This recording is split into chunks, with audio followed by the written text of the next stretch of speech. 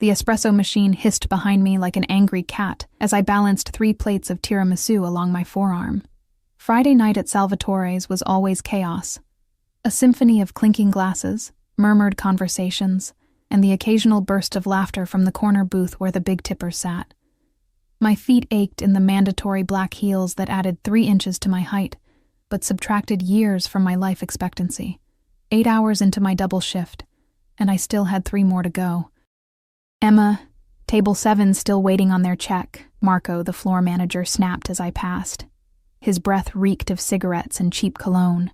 "On it," I muttered, though my to-do list was already impossibly long. Single mom waitresses don't get the luxury of excuses. I delivered the desserts with my practiced smile, the one that didn't quite reach my eyes but still earned decent tips.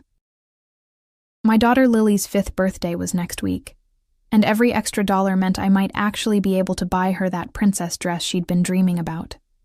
The one with the ridiculous amount of tulle and glitter that would inevitably end up all over our tiny apartment. "Can I get you anything else?"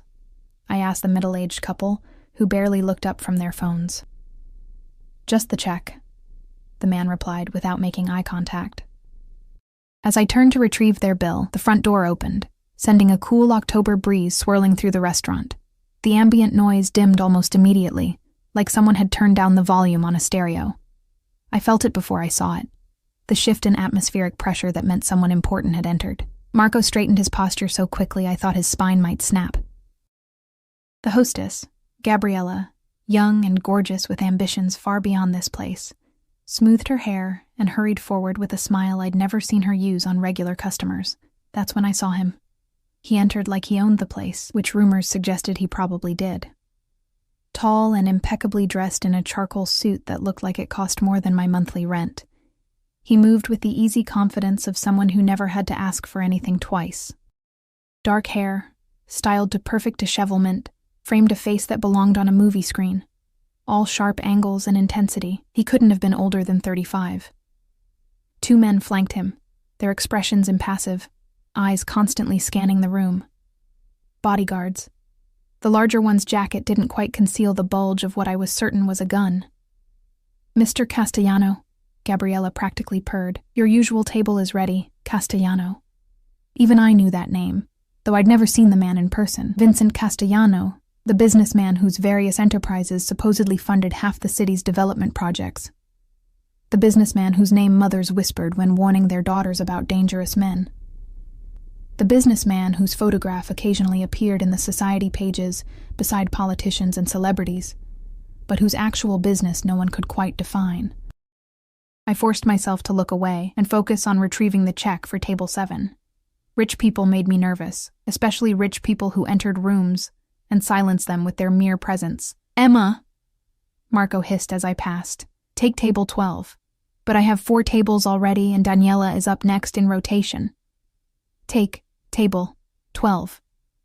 His eyes flicked meaningfully toward the corner where Gabriella was seating Castellano and his men. My stomach dropped. "Marco, please, do you want this job or not?" he whispered harshly, straightening his tie. "Mr. Castellano specifically requested our most experienced server." That was a lie. I'd worked at Salvatore's for 3 years, longer than anyone except Marco himself, but Castellano had never seen me before. More likely, Marco was sacrificing me because he knew I couldn't afford to quit. I took a deep breath, tucked a stray strand of blonde hair behind my ear, and approached the table. The 2 guards sat facing the entrance, while Castellano took the seat with his back to the wall, giving him a view of the entire restaurant. Smart. Paranoid, but smart. "Good evening, gentlemen. Welcome to Salvatore's. May I start you with something to drink?" My voice came out steadier than I expected.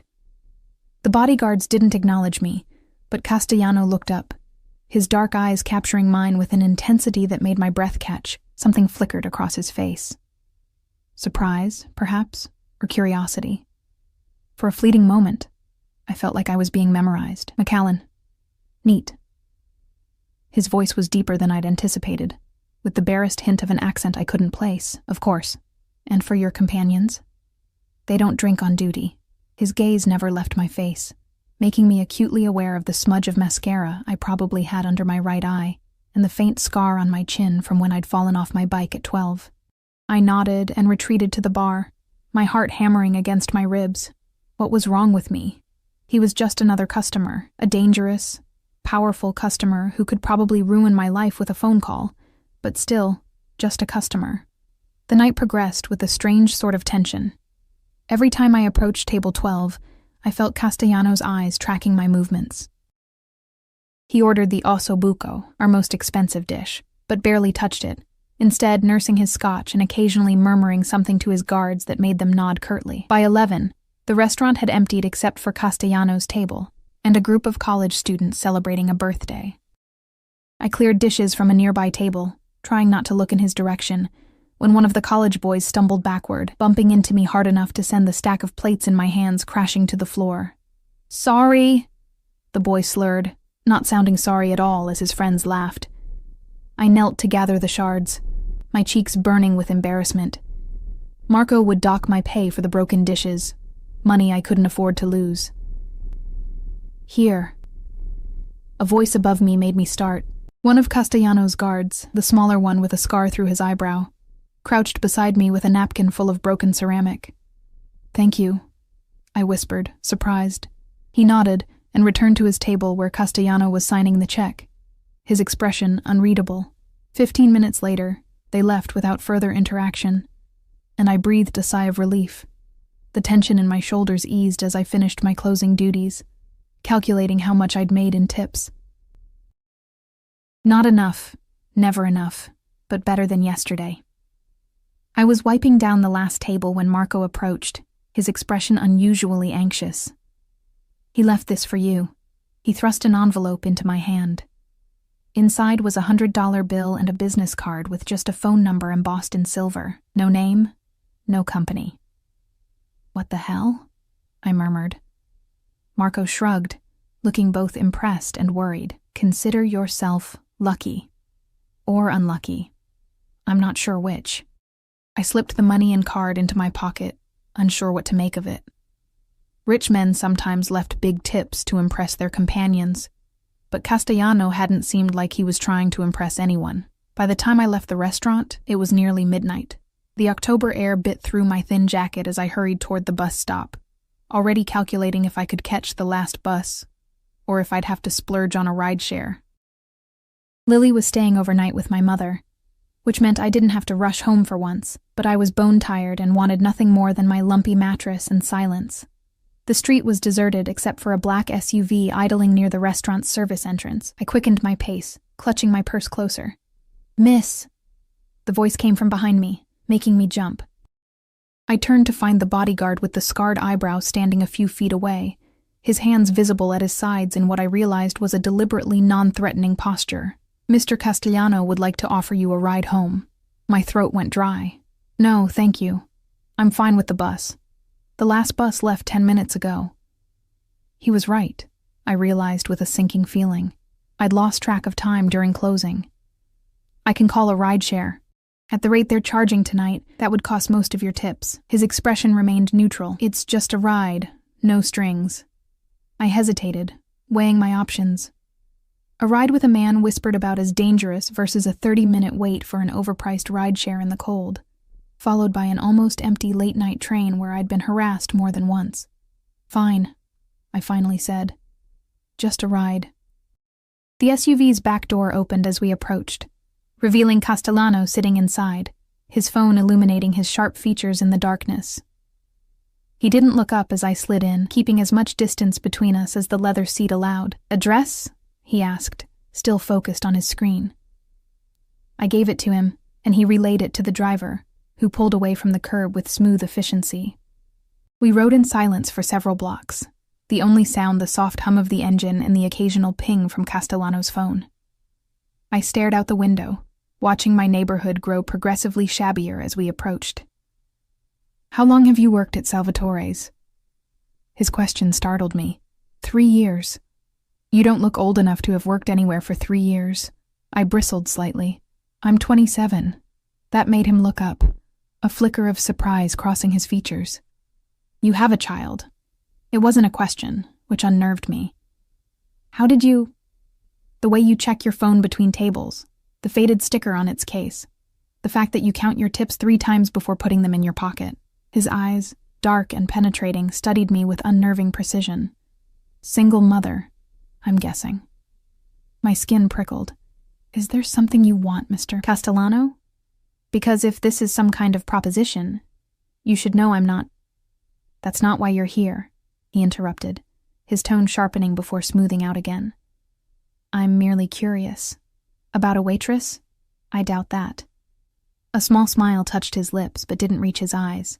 I'm curious about a woman who works at an Italian restaurant, yet doesn't know what the tattoo on her wrist means. And my hand automatically went to my wrist where a small, intricate symbol peeked out from under my sleeve, 3 interconnected circles with a dagger through them. It's my mother's tattoo. I got it when I turned 18. Your mother has this exact tattoo? Something in his voice had changed, a tension I couldn't identify. Yes. She's had it since before I was born. I always thought it was beautiful.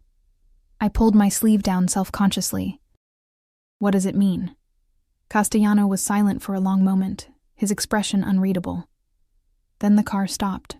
We've arrived, he said softly. I looked out to see my apartment building, a shabby 5-story walk-up with peeling paint and security bars on the lower windows. Thank you for the ride, I said, reaching for the door handle. Emma. My name in his mouth sounded different, almost reverent. That symbol marks someone under the protection of the Castellano family. It has for generations. I froze, my hand on the door. What are you saying? I'm saying, he replied, his dark eyes holding mine, that either your mother once belonged to my family's organization or she was being protected by it. My mind raced, struggling to process his words. My mother, Patricia Bennett, was a kindergarten teacher who baked cookies for the PTA and cried at Hallmark commercials. She couldn't possibly have connections to someone like Vincent Castellano. You're mistaken, I said, my voice barely above a whisper. I'm never mistaken about family matters. He reached into his jacket and pulled out a card, different from the one he'd left with the tip, this one bearing an embossed crest that matched my tattoo. Call this number tomorrow. Ask for me. I think we have much to discuss about your mother. I took the card with numb fingers, a chill running down my spine that had nothing to do with the October night. Good night, Emma Bennett, he said, as I stepped out of the car. Lock your door. The SUV pulled away, leaving me standing on the sidewalk, clutching a business card and feeling like my entire world had just tilted on its axis. How did he know my last name? I'd never told him. Sleep evaded me that night, my mind racing with Castellano's words. The tattoo on my wrist, a symbol I'd proudly worn for nearly a decade, now felt like a stranger's mark on my skin. I traced its lines in the dim glow of my bedside lamp, trying to reconcile the design with his claim. Protection of the Castellano family. The concept was absurd. By morning, exhaustion had settled into my bones, but answers hadn't come. I called my mother, waking her earlier than she'd appreciate on a Saturday. Emma, is everything okay? Is Lily all right? Sleep roughened her voice. Everything's fine, Mom. Lily's still asleep? I asked, guilt creeping in for alarming her, like an angel. We made cookies last night and she helped frost them all. Wore herself out completely. I smiled despite my unease. Mom, I need to ask you something. It's about your tattoo, the one I copied. Silence hummed across the line for several heartbeats. What about it? What does it mean? Where did you get it? Another pause. It's just a design I liked. Why the sudden interest? My mother had never been a good liar. Her voice always pitched slightly higher, words coming too quickly. Like now. Someone recognized it last night, said it was significant. Who? The sharpness in her tone startled me. A customer at the restaurant. He seemed to think it meant something. Emma. My mother's voice dropped to a whisper. Stay away from anyone who knows about that symbol. Please. Ice slid down my spine. Mom, what aren't you telling me? It's nothing for you to worry about. Ancient history. She forced brightness into her tone. When are you picking up Lily? I thought we might go to the park this afternoon if the weather holds. The abrupt subject change told me everything I needed to know. She was hiding something, but pushing her would only make her retreat further. I'll be there around 4, I conceded, knowing this wasn't a conversation for the phone. And Mom? I love you. I love you too, sweetheart, more than anything. After hanging up, I stared at Castellano's card on my nightstand. The embossed crest caught the morning light, making the dagger at its center gleam like a warning. I should throw it away, forget the strange encounter, and move on with my life. Instead, I picked up my phone and dialed. A woman answered on the second ring. Castellano residence. My stomach clenched. I need to speak with Vincent Castellano. Your name? Emma Bennett. One moment. The line went silent for nearly a minute. I almost hung up, convinced this was madness, when his voice filled my ear. Emma, I was hoping you'd call. Castellano sounded more relaxed than he had last night, almost pleased. You said we needed to talk about my mother. Not over the phone.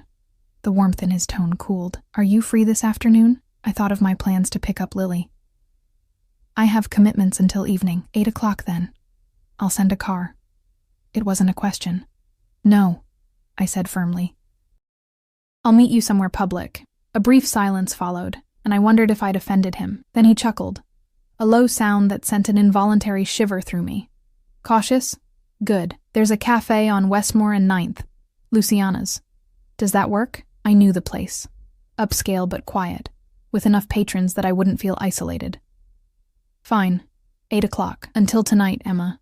The way he said my name made it sound like something precious. After retrieving Lily from my mother's, deliberately avoiding any mention of the tattoo or Castellano, I spent the afternoon trying to focus on my daughter's chatter about kindergarten and cookies, rather than the evening ahead. Lily's face lit up as she described the princess dress she hoped to get for her birthday, her small hands gesturing dramatically. And it has sparkles all over, Mom, like a million stars. I smiled, my heart aching with love for this tiny human who deserved so much more than I could give her. It sounds beautiful, sweetheart. Grandma says maybe Santa will bring it early, she confided, blue eyes, so like mine, wide with excitement.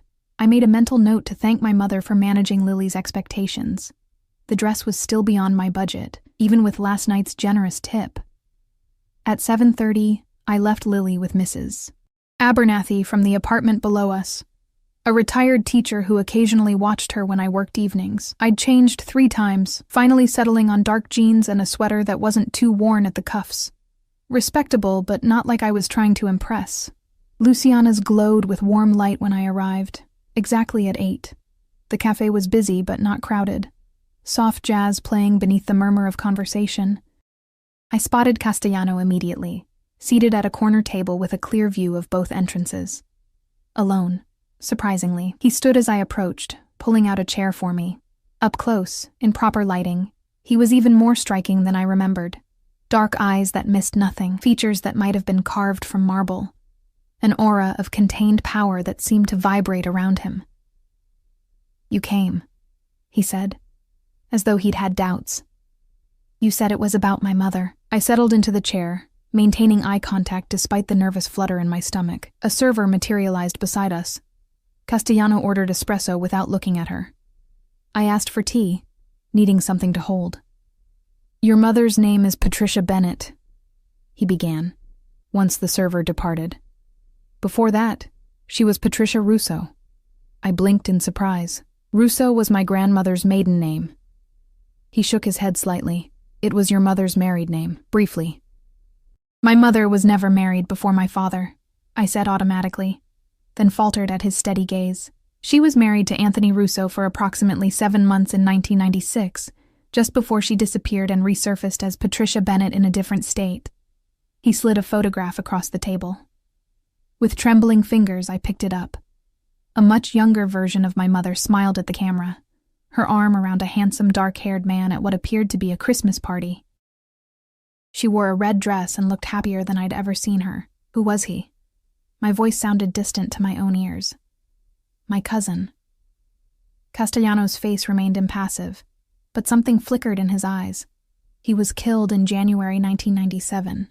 The server returned with our drinks, creating a momentary reprieve from the conversation that had suddenly veered into territory that made my chest tight. I added sugar to my tea with unsteady hands, buying time.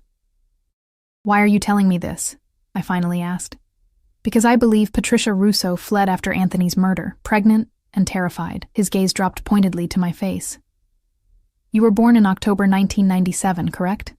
My cup clattered against its saucer. What exactly are you suggesting? I think you know, Emma. His voice softened. Anthony Russo was my favorite cousin, more like a brother to me. We grew up together. The implication hung in the air between us. Impossible, yet suddenly. Terrifyingly plausible.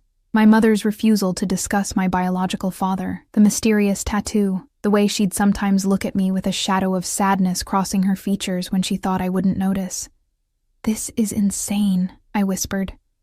My father was David Bennett. He left when I was 3. Did you ever see pictures of him? Birth certificate with his name? Castellano pressed gently. I hadn't. There were no photos of my supposed father in our home. No evidence he'd ever existed beyond my mother's vague stories. Why would my mother lie about something like that? To protect you. He leaned forward. Anthony's death wasn't an accident. It was a message from a rival family. If they had known he had a child, he left the sentence unfinished, but I felt the weight of its implication. And the tattoo? When someone marries into the Castellano family, they receive protection for life. The mark ensures that everyone in our circle knows they're untouchable. His eyes flicked to my wrist. Your mother kept it, even after she fled. Smart. Even if she was found, no one would dare harm her. I shook my head, overwhelmed. Even if what you're saying is true, and I'm not saying I believe it, why tell me now? Why not leave us alone? Because the past has a way of resurfacing, Emma. His expression darkened. The man who ordered Anthony's death died last month. His son has taken over, and he's been systematically targeting anyone connected to our family. I've been moving protected individuals to safer locations, but your mother wasn't on my list because officially, Patricia Russo died 28 years ago. Fear constricted my throat. Are you saying my mother is in danger? I'm saying both of you might be, if this connection is discovered by the wrong people. He reached across the table, his hand stopping just short of mine. The tattoo you chose to copy could put a target on your back. I pulled my sleeve down instinctively. This is crazy. We're nobody. Just a kindergarten teacher and a waitress. You're Anthony's daughter. Something possessive flashed in his eyes. Which makes you Castellano blood, family. The word hung between us, laden with meaning I couldn't fully grasp. Family to Vincent Castellano clearly meant something very different than it did to most people. What do you want from me? I asked, suddenly exhausted. I want to offer you protection. Real protection, not just a symbol. He produced a key from his pocket, sliding it across the table. This opens an apartment in a secure building I own. You and your daughter should move there, at least temporarily. I didn't touch the key. You expect me to just uproot my life based on a story that sounds like something from a crime novel? I expect you to consider your daughter's safety. His tone remained even, but his eyes hardened. Call your mother. Ask her about Anthony Russo. See what her reaction tells you. Before I could respond, one of his guards, the one with the scarred eyebrow from last night, appeared at our table, leaning down to whisper something in Castellano's ear. His expression shifted subtly, jaw tightening. I have to go. He stood abruptly, dropping cash on the table. Think about what I've said, Emma. The key is yours, whether you believe me or not. He paused, something almost gentle crossing his face. You have his eyes, you know. Anthony's. Same shade of blue. Then he was gone, moving through the cafe with fluid purpose, leaving me with a key, a photograph, and questions that threatened to unravel everything I thought I knew about myself. I returned home in a daze, the key burning in my pocket like a hot coal. Mrs. Abernathy reported that Lily had fallen asleep an hour earlier. Exhausted from her day with my mother, I thanked her, waiting until she left before sinking onto our worn couch, the photograph of my mother and Anthony Russo clutched in my hands. They looked happy, these strangers who might be my parents. My mother's smile was uninhibited in a way I'd rarely witnessed. She'd always carried a certain guardedness, a wariness I'd attributed to the hardships of single motherhood. But maybe it was something else entirely. Fear. Secrets. A past reinvented. With shaking hands, I dialed her number. Emma? She answered quickly, concern evident. Everything okay? I need to ask you something, and I need the truth. I took a deep breath. Who was Anthony Russo? The silence that followed was so complete I thought she'd hung up. Then I heard her exhale shakily. Where did you hear that name? Her voice had dropped to a whisper. It doesn't matter. Who was he, Mom? Another long pause. Someone I knew a lifetime ago. Was he my father? A soft, broken sound came through the line. Half sob, half laugh. How did you find out? After all these years. My grip tightened on the phone. I met Vincent Castellano. Oh, God. Real fear colored her voice now. Emma, listen to me. Stay away from him. From all of them. You don't understand what they are, what they do. Then tell me, I snapped, louder than intended. I glanced toward Lily's room, lowering my voice.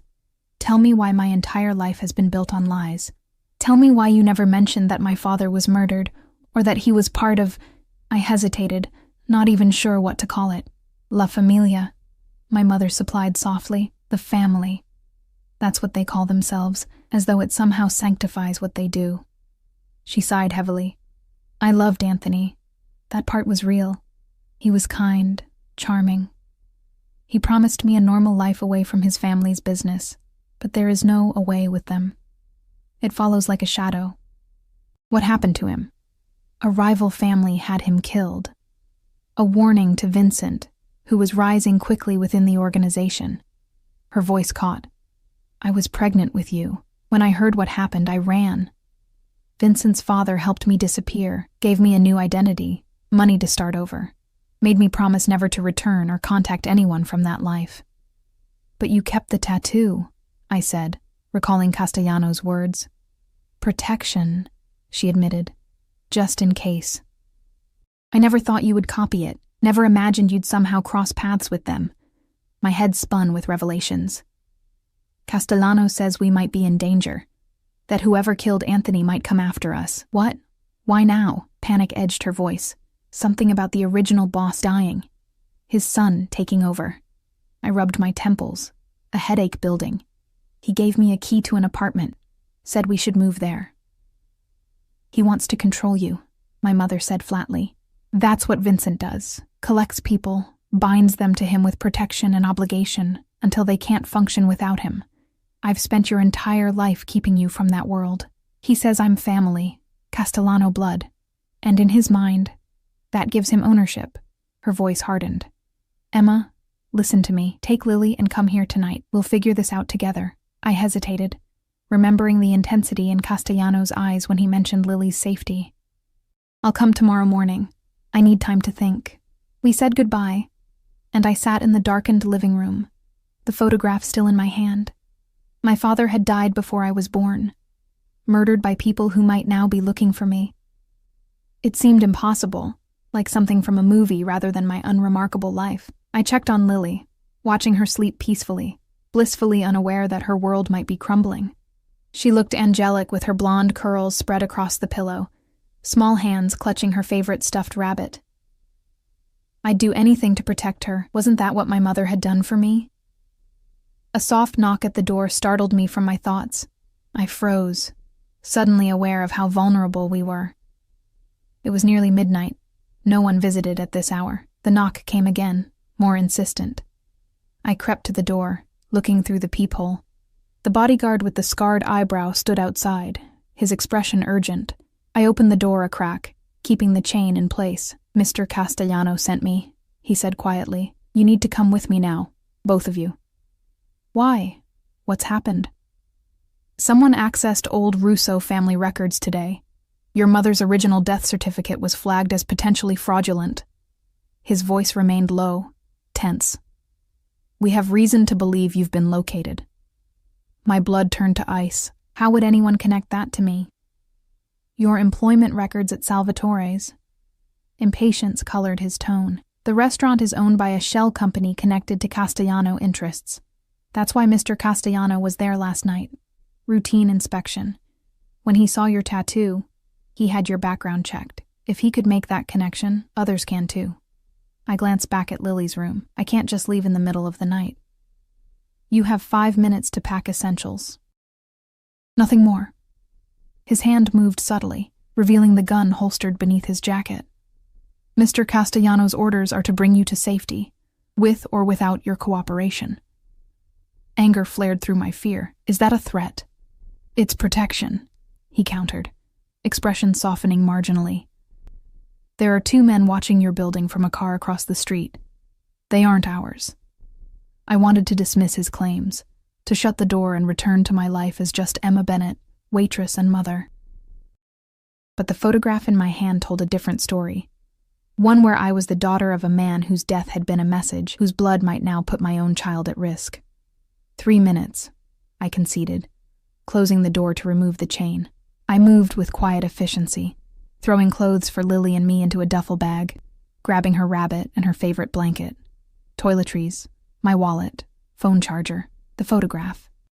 As an afterthought, I took the key Castellano had given me, though I doubted we were heading to the apartment it opened. When I woke Lily, she grumbled sleepily. Is it morning? No, sweetie. We're going on a little trip. I kept my voice light, though my heart hammered against my ribs. Remember how we talked about adventures sometimes happening at night? She nodded drowsily, allowing me to bundle her into her coat. I carried her with one arm, the duffel bag slung over my opposite shoulder. The bodyguard, who still hadn't offered his name, took the bag from me wordlessly as we slipped into the hallway. Back exit, he murmured, guiding us toward the service stairs rather than the main entrance. A black SUV, identical to the one from last night, idled in the alley behind my building. The driver's window lowered slightly as we approached, and I caught a glimpse of the other bodyguard from the restaurant. He nodded once, and the back door opened. Vincent Castellano sat inside, his expression grave. Quickly, was all he said. I climbed in with Lily, who had fallen back asleep against my shoulder, oblivious to the tension surrounding us. The scarred bodyguard took the passenger seat, and we pulled away, driving through back streets rather than main roads. Where are you taking us? I whispered, not wanting to wake Lily. Somewhere safe, Castellano replied, his eyes on my daughter. Something shifted in his expression as he looked at her, a softening, almost wistful. She looks like you. Everyone says she looks like my mother. Same difference. His gaze returned to mine. She has the Russo chin, though, strong. I adjusted Lily's position, creating a slight barrier between her and Castellano with my body. He noticed, a faint smile touching his lips.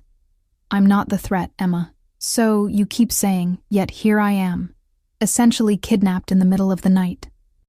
His jaw tightened. Would you prefer I left you there for Donato's men to find? Perhaps you'd like to explain to your daughter why strangers are asking about her grandmother's past, about a father she never knew existed? Stop, I hissed, glancing at Lily to ensure she was still asleep. We drove in tense silence for nearly half an hour, leaving the city behind for winding roads that led into the wooded hills overlooking the coastline. Eventually, we turned onto a private drive, approaching a large modern house built into the hillside, its wide windows overlooking the distant ocean. Welcome to my home, Castellano said as the SUV stopped at the entrance. Your home? I hadn't expected that. I thought you were taking us to the apartment. This is more secure. He exited the vehicle, then held his arms out. Let me take her while you get out. I hesitated, instinctively protective. She's exhausted, and you're exhausted, he said softly. Let me help. Something in his tone, a gentleness I hadn't heard before, made me relent. I carefully transferred Lily to his arms, watching as he cradled her with surprising tenderness, her head nestling against his shoulder as though she belonged there. The sight created a confusing mix of emotions. Alarm at seeing my child in the arms of a man whose world represented everything I feared, yet an inexplicable sense that he would sooner die than let harm come to her. Inside, the house was minimalist but luxurious, with open spaces and carefully selected art pieces. Castellano carried Lily up a floating staircase to a guest bedroom, where he laid her gently on a bed that dwarfed her small form. I had my housekeeper prepare this room when you called earlier, he explained, stepping back as I removed Lily's shoes and tucked her beneath the plush comforter. The connecting door leads to your room. I smoothed Lily's curls, placing her rabbit beside her. When I turned, I found Castellano watching us with an unreadable expression. Why are you doing this? I asked once we'd stepped into the hallway. closing Lily's door partway. I told you. Your family. I'm a stranger with a dubious connection to your dead cousin. That doesn't explain this. I gestured vaguely at the house, the protection, the middle-of-the-night rescue. Castellano was quiet for a moment, his dark eyes studying me with that same intensity I'd felt at the restaurant. When Anthony died, I lost the only person who truly knew me. Not the version of me that everyone fears or wants something from, but me. His voice held a note of something that might have been vulnerability. For 28 years, I thought every trace of him was gone. Then you said those words in the restaurant, about your mother having the same tattoo, and suddenly, there you were, his eyes looking back at me. I'm not him, I said softly. No. A sad smile crossed his face. But you're a part of him that survived, the best part maybe. He stepped back. Get some rest, Emma. We'll talk more tomorrow. As he turned to leave, I called after him. The men watching my apartment. What will they do when they realize we're gone? Castellano paused, his back to me. They'll report to their boss that the apartment is empty.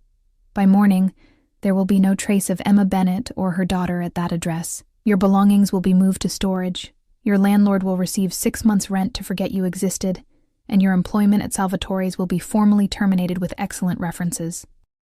You're erasing us, I whispered, the reality of what was happening finally sinking in. He looked back at me, his expression grave. I'm protecting you the only way I know how. The question is, will you let me? I had no answer as he disappeared down the hallway, leaving me alone with the weight of choices I never asked to make, and a heritage I never knew I carried. Morning arrived in streams of golden light through unfamiliar windows. For a moment, I couldn't place where I was. The sheets were too soft, the silence too complete. Then the previous night's events crashed over me like a wave. Lily was already awake when I entered her room, exploring the space with wide-eyed curiosity. She'd found a shelf with children's books, and had several spread around her on the plush carpet. "Mommy, whose house is this?" she asked, looking up at me with innocent excitement. "It's like a princess castle," I forced a smile. "It belongs to a friend who's helping us. Did you sleep okay?" She nodded enthusiastically. "The bed is bouncy and look." She pointed to the windows that stretched from floor to ceiling. "You can see the whole ocean." I crossed to the window, taking in the breathtaking view of coastline stretching into the distance, sunlight glittering on the water. It was beautiful, peaceful, and a world away from our cramped apartment with its view of the neighboring building's brick wall. "Mom, I'm hungry," Lily announced, abandoning the books to tug at my hand. We ventured downstairs together, following the scent of coffee. The kitchen was a chef's dream, all gleaming surfaces and professional-grade appliances. A dark-haired woman in her 50s stood at the counter, arranging pastries on a platter. She looked up as we entered, her expression warming. "Good morning. You must be Emma and Lily. I'm Sophia, Mr. Castellano's housekeeper." Her accent was distinctly Italian, her manner motherly. "Breakfast is ready. The little one likes pancakes?" "I made Mickey Mouse shapes." Lily gasped in delight, any lingering sleepiness vanishing as she clambered onto a stool at the kitchen island. "That's very kind, thank you," I said, somewhat disoriented by the normalcy of the scene. "Is Mr. Castellano here? He left early for business, but said to make yourselves at home." Sophia placed a plate of whimsical pancakes before Lily, who dug in immediately. "He also asked me to give you this." She handed me an envelope containing a note in elegant handwriting. "Emma, business requires my attention until this evening. Sophia will help with anything you need.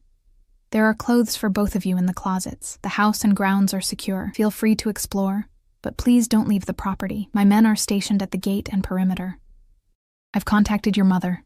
She's safe and has agreed to meet us here tonight at 7. V." I read it twice, unsure whether to be relieved or unnerved that he'd contacted my mother without consulting me. At least she was safe. "He arranged for some clothes," Sophia explained, gesturing to my wrinkled outfit from yesterday. "Nothing fancy, but comfortable things for you both, and swimsuits. The pool is heated if you want to swim." Lily's head snapped up, syrup dripping from her chin. "A pool? Can we go swimming, Mommy? please?" Looking at her eager face, I couldn't deny her this small joy amid all the upheaval. "After breakfast. And only if Sophia doesn't mind showing us where it is." Sophia beamed. "Of course not. I'll find towels while you eat." The day passed in a surreal haze. Lily splashed happily in the pool while I sat nearby, trying to process everything that had happened. The house was undeniably beautiful, perched on the hillside with panoramic views and every luxury imaginable, but it felt like a gilded cage. Castellano's men patrolled the perimeter discreetly, visible only occasionally through the trees. In the afternoon, we explored the grounds, manicured gardens giving way to more natural landscaping as the property sloped toward the sea. Lily collected pine cones and pretty stones, delighted by a freedom of space she'd never experienced in our urban life. "Mom, look!" She pointed to a small gazebo nestled among flowering shrubs. "It's like a fairy house."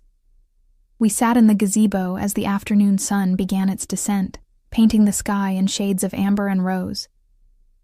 Lily curled against my side, suddenly pensive. "Are we on vacation?" she asked, her small fingers playing with the hem of the new sundress Sophia had found for her. I hesitated, unsure how to explain our situation to a 5-year-old. "Sort of. We're staying here while I figure some things out." "Is it because of the bad men?" My blood froze. "What bad men, sweetheart?" "The ones watching our house." She said it matter-of-factly, as though discussing the weather. "I saw them when I got up to get water last night. They were sitting in a car across the street looking at our windows." I pulled her closer, disturbed that she'd noticed what I'd been oblivious to. "How do you know they were bad?" She shrugged. "They looked scary. And then the nice man with the funny eyebrow came and took us away." "The nice man?" I echoed, realizing she meant Castellano's scarred bodyguard. "He had a gun," Lily whispered, eyes wide. "I saw it when he helped me with my coat, but he's a good guy, right? Like in my superhero books." I swallowed hard. "Life isn't always as simple as good guys and bad guys, Lily. Mr. Vincent is a good guy, though." She stated this with absolute certainty. "He carried me like Daddy Bear carries Baby Bear in my story." Before I could respond to this unsettling assessment, Sophia's voice called from the house that dinner was ready. We headed back, Lily running ahead while I followed more slowly, troubled by her observations. Children sometimes saw truth more clearly than adults, uncluttered by preconceptions. But in this case, I wasn't sure what the truth was. Dinner was a quiet affair, just Lily and me in the enormous dining room. Sophia had prepared a feast: homemade pasta, roasted vegetables, fresh bread, far more than we could eat. Lily chatted happily about the pool and the gardens, seemingly untroubled by our sudden relocation. As Sophia cleared our plates, she mentioned that my mother would arrive soon. "Mr. Castellano asked me to show you to the library to wait. He'll join you there when he returns." The library was exactly as I'd expect from someone like Castellano.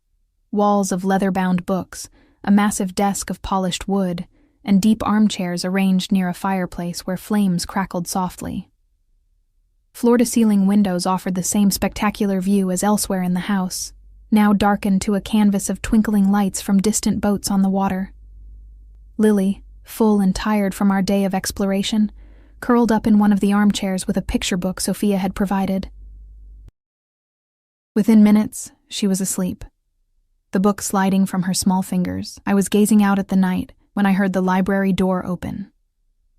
Turning, I found my mother standing there, her face a mask of worry that melted into relief when she saw me.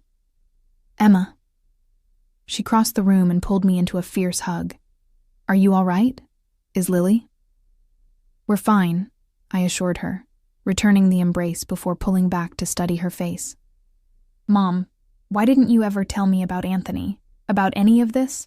She sank into the nearest chair, suddenly looking older than her 53 years. "I was trying to protect you from a world that destroyed the man I loved. A world where loyalty is measured in blood and violence is a business transaction." Her eyes drifted to Lily's sleeping form. "I wanted something different for you." For her. "You still should have told me. Would it have changed anything?" she challenged softly. "Would knowing your father was murdered by a rival crime family have made your childhood happier? Would carrying the Russo name have made your life better?" Before I could answer, the door opened again. Vincent Castellano entered, his suit impeccable despite the late hour. Though fatigue shadowed his eyes, he paused when he saw my mother, something complicated passing across his features. "Patricia," he said quietly. "It's been a long time." My mother stood, her posture stiffening. "Not long enough, Vincent." An awkward silence stretched between them, loaded with history I couldn't begin to understand. "Thank you for coming," he finally said, his tone formal. "I know you'd rather be anywhere else." "I came for my daughter and granddaughter," she replied coolly. "Not for you." I moved to stand between them, uncomfortable with the tension. "Can someone please explain what's happening? Why we had to leave in the middle of the night? Who those men were?" Castellano glanced at Lily, still sleeping peacefully in the oversized chair. Perhaps somewhere more private. We followed him to an adjoining study, leaving the door cracked to keep Lily in view. He poured 3 glasses of amber liquid from a crystal decanter, offering them wordlessly. My mother declined. I accepted mine and took a fortifying sip, the whiskey burning a path down my throat.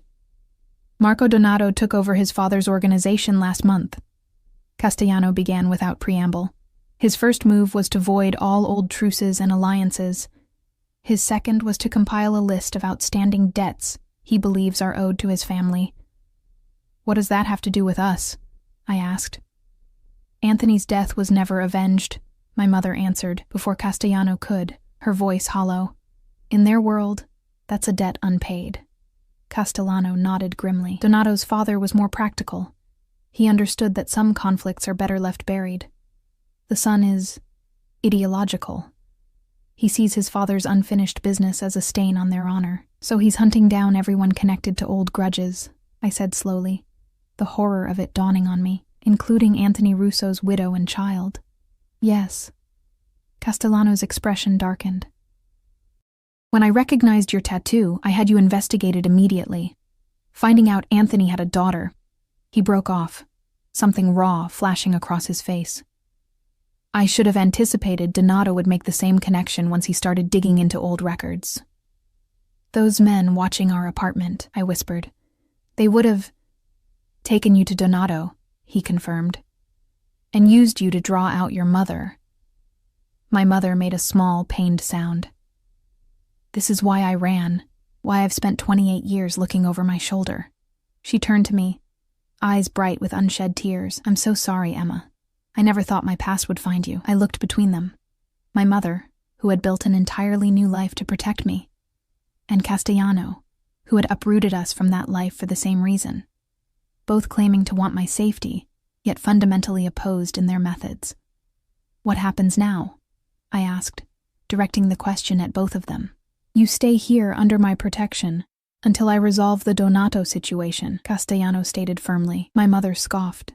"Resolve it how, Vincent? The same way your family resolves all its problems?" His jaw tightened. "By whatever means necessary to keep them safe." "And then what?" she pressed. "Emma and Lily become part of your world? Another generation pulled into the family business? That's not what I want," he said, his voice suddenly quieter. "What do you want then?" I interjected, tired of them talking about me as though I weren't present. Castellano's dark eyes found mine, intense and unreadable. "I want to give you the protection Anthony would have provided. I want your daughter to grow up without looking over her shoulder. I want—" He stopped, seeming almost surprised by his own vehemence. In the silence that followed, the study door swung wider, and a small voice asked sleepily, "Mommy?" Lily stood in the doorway, rubbing her eyes, her blonde curls mussed from sleep. 3 pairs of eyes turned to her, the living embodiment of everything at stake. "Grandma!" Lily's face brightened when she spotted my mother. She ran across the room, throwing herself into waiting arms. "Hello, my sweet girl," my mother murmured, hugging her tightly. "I missed you today. We went swimming in a big pool," Lily announced, suddenly wide awake, "and I saw the ocean, and there's a fairy house in the garden." My mother smiled, though it didn't reach her eyes. "That sounds wonderful." Lily turned, noticing Castellano watching her with that same unreadable expression. Instead of shrinking away as she typically did with strangers, she met his gaze directly. "Are you Mr. Vincent? Sophia said you own this whole mountain." A ghost of a smile touched his lips. Just this part of it. And yes, I'm Vincent. Lily nodded solemnly, as though confirming something important. Thank you for letting us stay in your castle.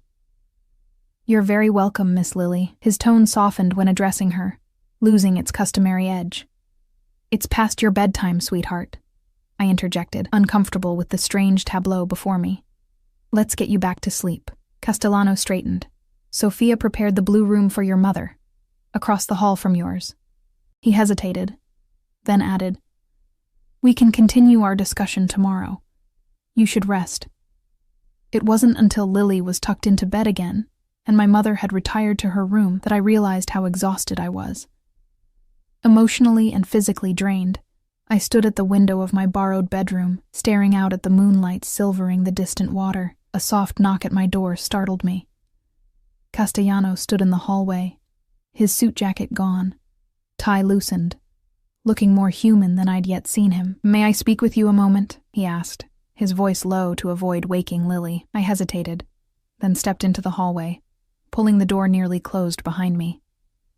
What is it? Walk with me, he said, nodding toward the stairs. Curiosity overcame my better judgment, and I followed him down to the first floor and out onto a stone terrace overlooking the nighttime landscape. The air was cool but not cold, fragrant with jasmine from climbing vines along the balustrade. Castellano leaned against the stone railing, looking out at the view rather than at me. I owe you an explanation and an apology. For which part? I asked, keeping a careful distance between us. For disrupting your life, for bringing the past back to your doorstep. He sighed, running a hand through his dark hair in a surprisingly human gesture. I've spent years looking for Anthony's killer. When I finally had proof it was Donato Sr., he died before I could act. The son was supposed to be different, Harvard-educated, more businessman than gangster. I underestimated how deeply tradition runs. My mother thinks you want to pull us into your world, I said quietly. That this protection comes with strings. He turned to face me then, his expression more open than I'd seen it. Your mother has good reason to be suspicious of me, of all of us. What she experienced, it would make anyone run and never look back. What happened? Really? Castellano was quiet for a long moment, as though weighing how much to reveal. Anthony was my father's right hand, but he wanted out. He'd met your mother, fallen in love, started dreaming of a different life. My father agreed to let him step back, unusual in our world, but Anthony was family, not just an associate. His jaw tightened. 2 weeks later, he was shot while leaving a restaurant. Your mother was with him. I gasped softly, imagining my mother witnessing such violence. She was hysterical, covered in his blood. My father brought her to our house, where we discovered she was pregnant. He met my eyes. She begged him to let her disappear. Said she couldn't bring a child into this life. Couldn't bear to raise Anthony's baby surrounded by the people who failed to protect him. And your father agreed? A shadow crossed his face. He was complicated. Ruthless in business, but sentimental about family. He arranged everything. New identity, relocation, enough money to start over. Made everyone who knew about the pregnancy swear to secrecy, including you, I said, understanding dawning. You knew about me all along. I knew Anthony's child existed somewhere. I didn't know you were a daughter, or where you'd been taken, or what name you'd been given. My father took those secrets to his grave 3 years ago. His hands gripped the stone railing. When I saw your tattoo, recognized those eyes, it was like seeing a ghost. I processed his words slowly, piecing together a past I'd never known existed. If you've protected us by keeping silent all these years, why expose us now? Why not just keep watching from a distance? Because Donato wouldn't have stopped looking once he started. Because I couldn't risk him finding you first. Something fierce flashed in his eyes.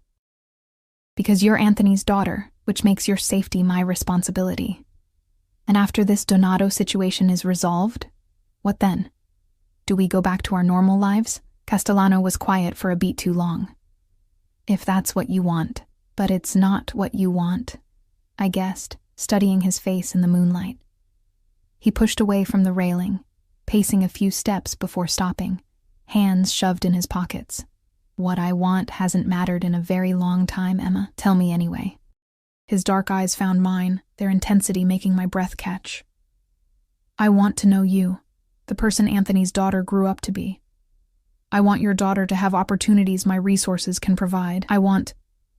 He broke off, frustration evident in the tightness around his mouth. You want family, I finished softly, understanding with sudden clarity. The connection to Anthony you thought was lost. Something vulnerable flickered across his face before he mastered it. My world is solitary.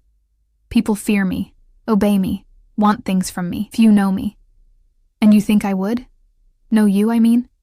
You see me differently, he said simply. You look at me and don't see what everyone else sees. What do I see? I asked, genuinely curious. A sad smile touched his mouth. Just a man. Not Vincent Castellano, capo di tutti capi, just Vincent. The rawness in his voice caught me off guard. Beneath the power and danger, there was a profound loneliness that resonated with something in me. The part that had always felt I was missing pieces of myself, missing knowledge of where I came from. I can't be what you want, I said gently. I can't replace what you lost when Anthony died. I'm not asking you to. He stepped closer, close enough that I could see the flecks of amber in his dark eyes. I'm asking for a chance to be part of your life, in whatever way you'll allow. No expectations, no demands. Just protection, I said skeptically. Protection is non-negotiable, he replied, a hint of steel returning to his voice. But it doesn't have to come with strings. The apartment key I gave you, it's yours regardless. A place to live, better schools for Lily, a fresh start. Whether you want me in your life or not. I searched his face, looking for deception, but finding only sincerity. Why would you do that? Because it's what Anthony would have wanted for his daughter. His voice softened. And because I've spent 20 years taking lives and building power, when maybe I should have been building something else entirely. Before I could respond, a commotion from inside the house drew our attention. Footsteps approached rapidly, and the scarred bodyguard appeared at the terrace doors, his expression tense.